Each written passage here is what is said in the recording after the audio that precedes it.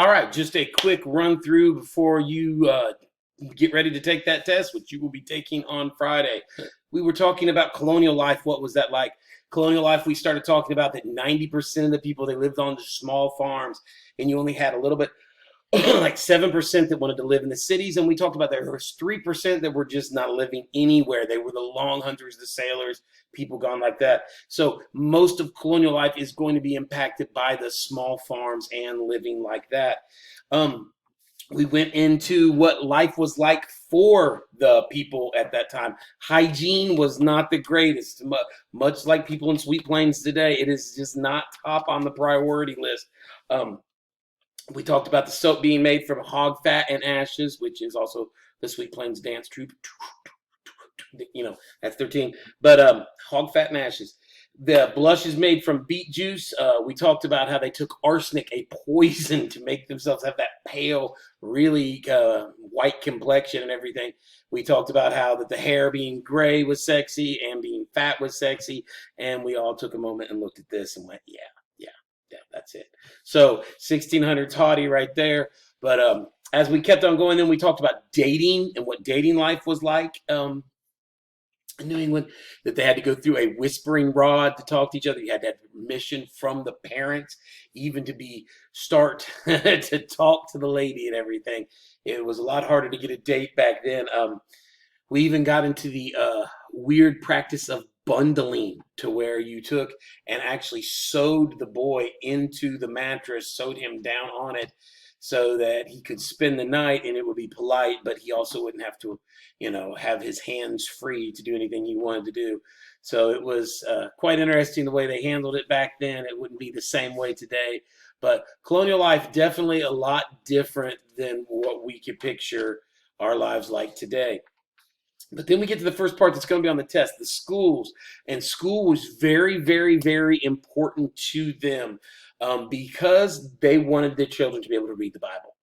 That was the big thing that happened in 1611 with the King James, and that is what is being pushed by the Puritan people at this point, because they were all part of that movement of trying to get the Bible into their lives. And so the whole point of school, the whole point is they want their child to be able to read the Bible. School is going to be teaching reading and writing and basic math. So it's a lot like school today with that, but not a lot of the geographies and sciences and things like that that were going on. It was more of your daily life skills that you're going to have to need to be able to sign a marriage document, to be able to make a deed on a house, to be able to count your chickens and figure out the number of eggs. It was your basic life skills. But the biggest one was, like I say, being able to read the Bible. Religious differences are going to slow the spread of schools, because schools are taught what book do they use. We have all kinds of textbooks today. They had a textbook. It was called the Bible, and that's what they used to learn to read. That's where they learned to talk about writing. It was the basis of everything for them. And so when you deal with using the Bible as your textbook, then you get into those little things that cut into denominations, and people can get very serious about what their denomination believes and how it thinks. And so it's slow to spread into the other throughout the colonies because of the religious differences that are going on.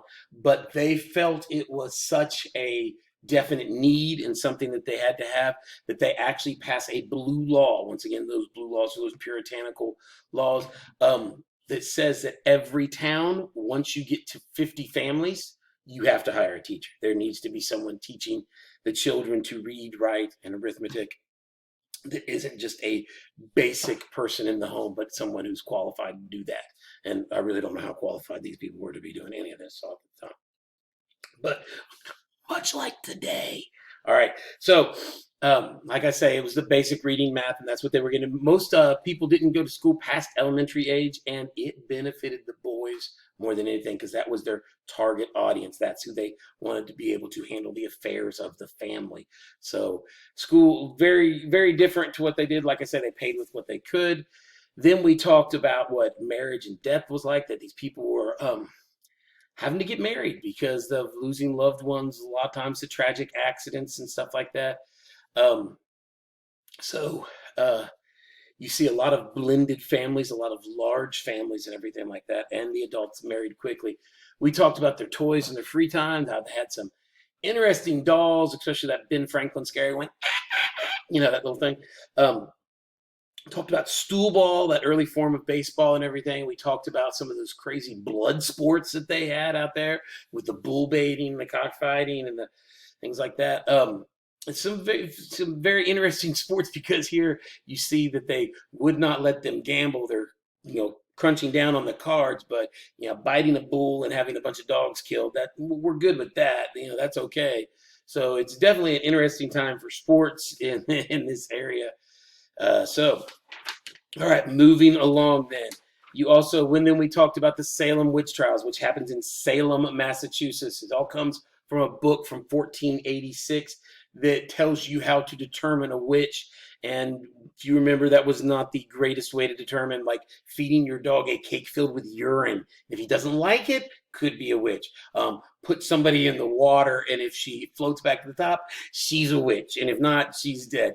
If you remember all these, one right after another, these ways of determining if you were a witch or not, usually involved in you dying one way or the other, regardless. So they had a pretty successful court record with this, since you're going to die either way.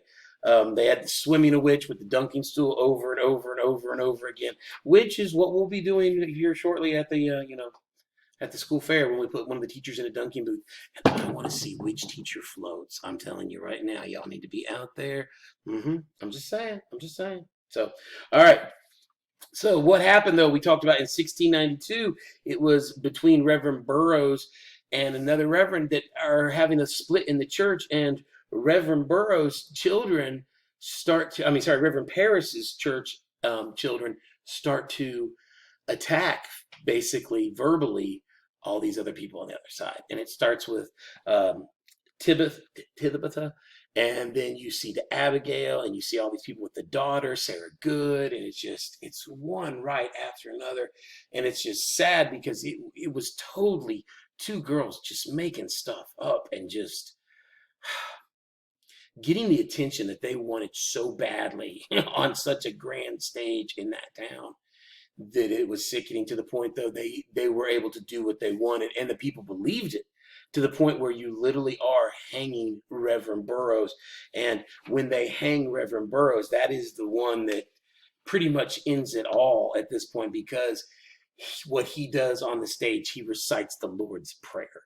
And so you go back to the book, and the book said that a witch could not recite the Lord's Prayer, and there is Reverend Burroughs. And you actually see the anger in Reverend Parris when he pulls the handle anyhow and hangs him right there. So you're definitely seeing that it was two girls and their vindictive nature towards a lot of people in a small town. And we still talk about it today.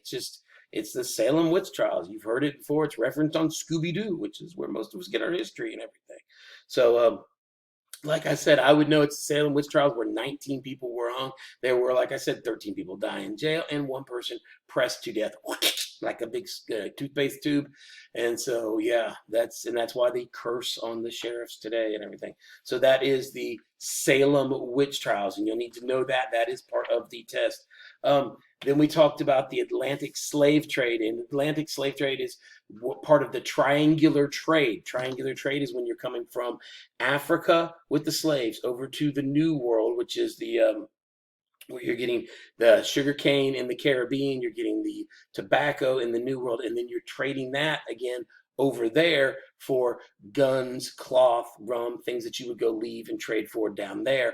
And so each time these captains are making money upon money upon money at each stop, that it feeds the greed. And the Atlantic slave trade starts off. The Atlantic slave trade starts off with a slave in the southern colonies, and it does spread throughout the colonies as it goes, though, because of the greed and the money that the people saw in this trade right here. And so, like I say, it first starts with the Dutch, but the Spanish are the ones who are kings of this. They perfect this. They get it down to a thing, and they are the ones that are bringing, like I say, 80% of the slaves over here is headed towards their plantations and stuff like that. So much that they build slave castles up and down the coast of Africa, and you need to look in those pictures and see, because they look like a huge resort. And then you look inside those pictures. I don't know where you're at in the slides, but if you look in there, man, it is just a dungeon. And that's what they kept these people in. It was just a big building to be able to trade slaves from. But they called them slaves' castles, and they still dot the landscape of the African coast right there, of the West African coast. So I would know the continents that are involved are Africa, North America, and then Europe right there. And it is just a triangle, boom, boom, boom, back and forth, non-stop. Make sure, let's keep on going through. I'm going to roll through this. I would know that the most important thing to remember of the triangle trade is the middle passage. It's the part going across from Africa to America. Why does it have a name? Because it has real humans on it. And the other is guns, and the other is tobacco. Yeah, if that boat goes out, this is real. And the middle passage was the part that gets books written about it and everything, because it was disgusting to see what people would do when they see money over people, to where they would stack them in there like firewood, throw them off the boats, to where sharks literally followed those boats across the ocean and back, because they knew they would be fed constantly. When you're losing 20% of the passengers due to death on the way over, you're going to kill 1/5 of the people in a 10-week journey, because the conditions were such squalor, such just disgust. That, I mean, people drowning in vomit and urine. I can't even imagine what that was like. So like I say, it does spread out through the colonies then. We then got into the Great Awakening. This is when a Puritan preacher realized that people had lost their faith in God, and he wanted to reestablish a personal relationship with him. And this sows the ideas of liberty throughout the colonies, because people start to see that everybody is created equal, and that everybody does mess up, and that everybody does need a savior. And yes, that means you, King George. And so you're no different than us. We all need the salvation. So it's a time that when you're taking a puritanical group that's already pretty pure, to realize that it's not the action, it's the relationship of that person with their God. And so the Great Awakening kicks off a lot of values in America. And really, when people talk about America being a Christian nation and everything, this is the foundation of a lot of this coming up through here. Remember, this was a war between the old lights and the new lights, people who didn't want to change and people who wanted that change. And so just like anytime there's a new idea come on and two different ideologies, they will bicker back and forth. So the old lights and the new lights went back and forth each other during the Great Awakening time. You're also going to have to know about the Navigation Acts. These are the things with mercantilism that they, and I say that wrong, by the way, just so you know. It's like mercantilism.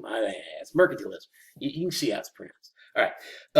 These are things they have to pay taxes on goods coming from other countries. They can only ship goods on English boats.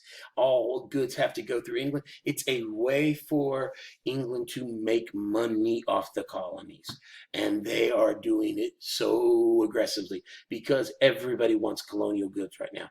Everybody in the world wants the tobacco. Everybody in the world wants the indigo, the rice. We've talked about this exchange of goods.